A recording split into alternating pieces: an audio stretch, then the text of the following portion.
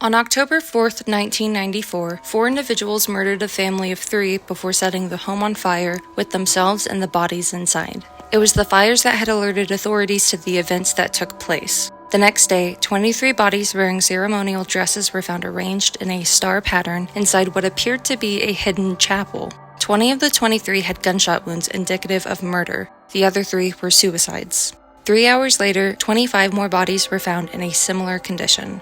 In 1995, another 16 were found dead, and 8 more in 1997. From 94 to 97, a total of 74 members of the Solar Temple, including the 2 leaders, Joseph DeMambro and Luc Chouret, committed mass murders, suicides in Canada, France, and Switzerland. I know the news and media all said it was a cult, but it looks more like a crime scene to me. What makes the group a cult? Over the years, arguments have been on how to define a group as a cult. Although there isn't a clear-cut definition and our opinions are historically based primarily on perspective, we tend to look at a few points to determine whether a group is or is not a cult. A cult is a group featuring the following components: psychological isolation, sacred knowledge, loyalty, hierarchical structure, perceived reciprocity, credulity, and autonomy. Let's start with the first point. Psychological isolation can be seen in various ways, including when people form an idea of an in-group versus an out-group. This distinction can create polarizing ideas and outline who does and does not belong within a community. Many cults are known for isolating individuals from their family and friends, prohibiting the relationship members may have with those on the outside. By separating people from other support systems, members are forced to rely on the group, and leaders are better able to maintain control over large populations. The Solar Temple was no exception to this, with members living in communal homes scattered across the world. Okay, so I can see how they were isolated from those on the outside. But the next point is sacred knowledge. What did they have that was sacred?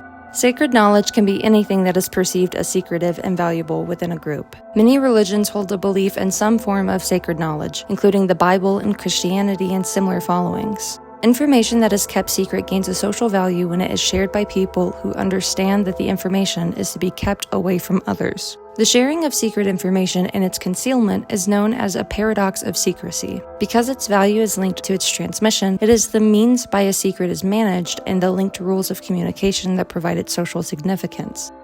The maintenance of said secrecy relies on the loyalty of individual members, internal hierarchies, and a gradation of access to secret knowledge. But that doesn't answer my question.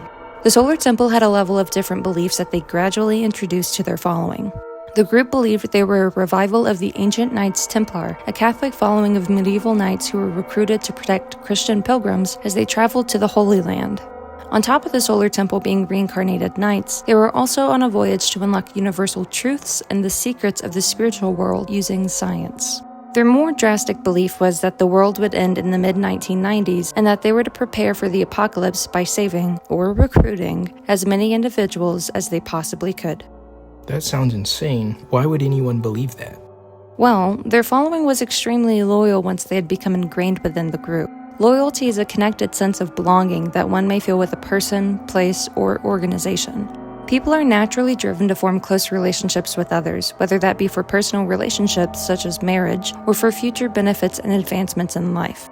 This idea is known as the need to belong theory, a concept coined by Baumeister and Leary in 1995. The desire or need to belong is fulfilled only when people have access to frequent, positive experiences with other individuals, and when said engagements are long-term and persist with a mutual sense of caring and concern.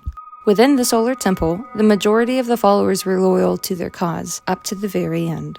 But to sacrifice yourself and others just to prove loyalty to a group? That seems a little extreme, don't you think? Well, they didn't find out about that part of the group and its beliefs until they had already been members for a prolonged period. Additionally, people form these bonds regardless of how easy they are to keep. The importance for people is that they have those close connections at all. This need to belong is strong enough to shape our emotions and cognition. Whenever we feel disconnected from other people, we do our best to regain good graces with others. We don't want to lose these relationships and do everything we can to prevent any downfall. If we do happen to become separated from others, we feel an extreme sense of loss and loneliness, and some people even slip into a state of depression. That makes sense. So the next point is the hierarchical structure. That's just a status classification, right? That's right. Hierarchical structure is a model of group status where people are held in higher regard compared to others, layered like a pyramid. The Solar Temple was unique in the aspect that they weren't just one group. They had 3 levels, which varied in the degree of information shared and expectations on followers. The Amanta Club was the most open to the public, offering possible future members the opportunity to join lectures on homeopathic studies. One step inwards was the Arcadia Club, which slowly introduced members to the Templar rituals once they were trusted enough to join. And hidden behind the 2 more legitimate organizations, the International Knighthood Organization was the true Solar Temple, where the group held all their secret doctrines and deeper beliefs. Whoa, this is getting creepy. Bear with me. Perceived reciprocity is the sense of a mutual relationship between 2 individuals or a person in a group. Blau 1964 once stated that there are 2 types of exchange relationships, those defined in social principles and those defined in economic principles. Social exchanges or high-quality exchanges are built on trust and will not survive without mutual support. Because of the emphasis on commitment within cults, it is safe to say that the exchanges made within these groups are social rather than economic or business transactional. People in high-quality exchanges often feel an obligation to reciprocate positive, beneficial actions mutually. The more mutual trust, loyalty, interpersonal affect, and respect underlying a relationship between an immediate supervisor and subordinate, the better and more satisfactory the subordinate performs. So you can just scratch my back and I'll scratch yours. But you said perceived reciprocity. What did the followers of the Solar Temple think they were gaining? Well, according to the group's beliefs, the only way to be saved from the end of the world was to be a member of the Order. On top of salvation, the group also promised its members divine messages from what they called the Ascended Masters, who would share sacred information with the group and offer them priceless relics, including the one and only Holy Grail and King Arthur's mythical sword Excalibur. For these gains, followers paid a hefty price. Followers were instructed not only to abandon their homes and live in cramped dwelling spaces with other members, but to forfeit all worldly possessions, including their financial earnings, to the group. I still can't see why anyone would ever believe in any of this. Speaking of believability, that brings us to the next criterion. Credulity is the held believability in a group's ideals and stances.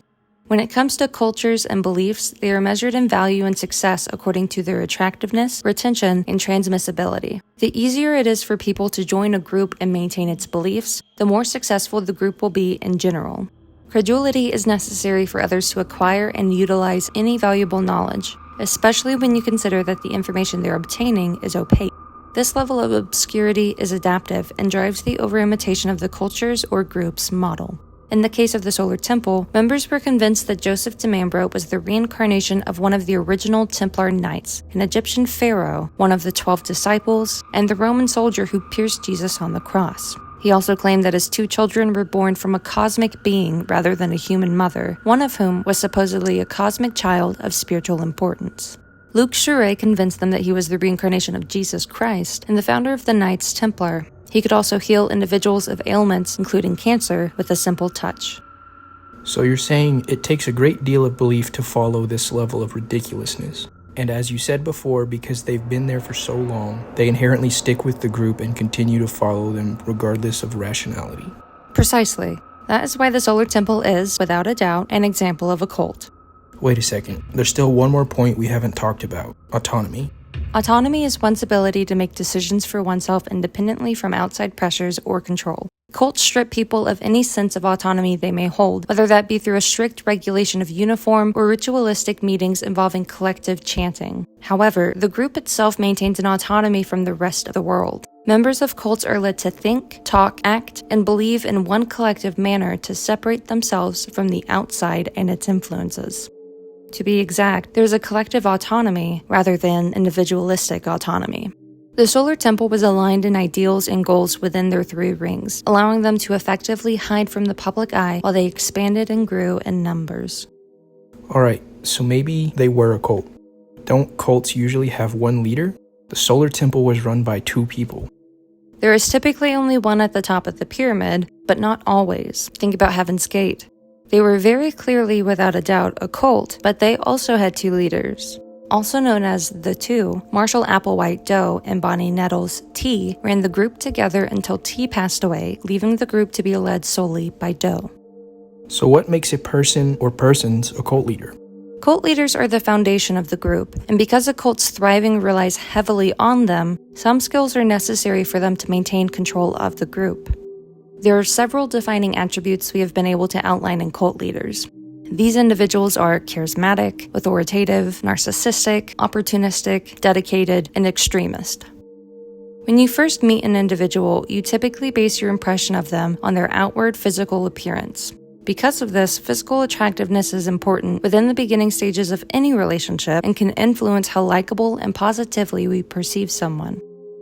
Charisma has an arguably larger impact in this regard and is a powerful skill that has the power to influence those around you. One way that charisma does this is through mood contagion. Because a leader or leaders are highly regarded due to their status, their mood and emotions can be particularly contagious. One explanation for this is that leadership can be emotionally intense, which can then facilitate an attachment to the leader and the motivational arousal of followers. Were both leaders of the Solar Temple charismatic? No, they were not. Demambro was described by his followers as awkward and that he struggled with social and intellectual deficits. He instead handled the finances and was more of the mystic of the two, whereas Jure was your stereotypical charismatic recruiter of the group. Through charisma, Jure was able to become closer to others and to later help instill an authoritative tone within their following. It allows control to be better maintained and leaves little room for any doubts or questioning. According to the leader and their deeply narcissistic beliefs, the leader is all-knowing and irrefutable. So cult leaders are charming and think they're better than everyone else. Narcissism is a little more than having a superiority complex. To be exact, a narcissist is selfish in their beliefs and desires. They often feel a sense of entitlement, they lack empathy, and they tend to seek out admiration from others. Shaw 2023 takes this description a step further by describing cult leaders as traumatizing narcissists. A traumatizing narcissist is someone who forces others to reinforce their delusion that they are omnipotent, infallible, strongly desired, superior, and entitled. Kinda sounds like something an abusive parent would do. Maybe, but cult leaders are also opportunistic. Someone who's opportunistic immediately exploits the chances that they come across without the guidance of a general plan. In the case of the Solar Temple, Jure and Demambro took the opportunity to form their own cult that fulfilled their desires when they were exiled from their previous organizations, rather than joining one of the many other groups that existed. So you're telling me that the only reason this cult existed and why all those people died is because the two leaders weren't allowed to stay in a different group?